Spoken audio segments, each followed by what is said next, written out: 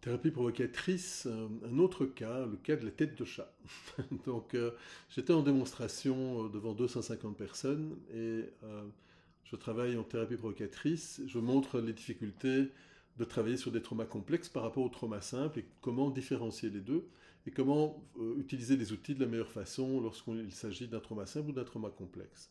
Et à un moment donné, la personne qui passait sur scène me parle que elle est une sorte de serial killer de chats parce qu'elle a laissé ses chats chez sa mère était quelqu'un d'assez toxique et que sa mère les a négligés de telle manière que tous les chats sont morts les uns après les autres de chez sa mère, mais elle s'était vraiment sauvée pour sauver sa vie, sa peau, tout son système immunitaire était complètement démoli, son système thyroïdien aussi, elle avait pris un poids énorme alors qu'elle ne mangeait pas spécialement, tout était vraiment complètement déglingué.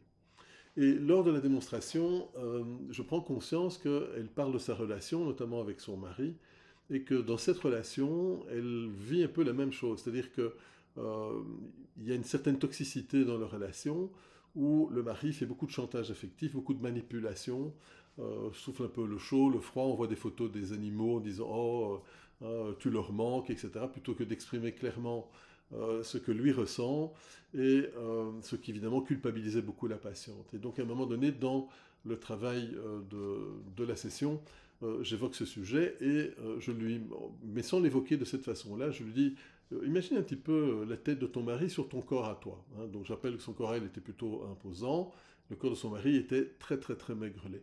Et évidemment, quand on change les têtes, ça faisait une image complètement abracadabrante, donc elle se met à rire beaucoup en disant mais enfin, tu te rends compte de ce que tu me demandes de faire, hein, ça, etc. Mais en riant beaucoup, il y avait vraiment beaucoup de cœur à cœur. Hein. Je rappelle que la thérapie provocatrice reste dans le lien du cœur.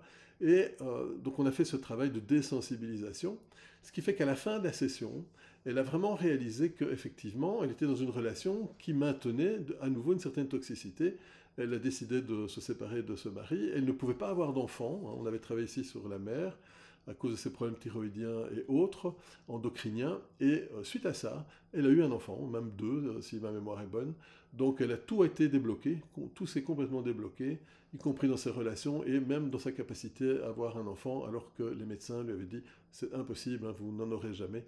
Et elle les a eus de façon totalement naturelle. Donc pour vous dire que ça peut provoquer des grands changements de vie aussi, à nouveau en restant dans le cœur, hein, même si ça a l'air très choquant parfois, le cœur, la relation de cœur à cœur, la présence va être vraiment un élément très très important.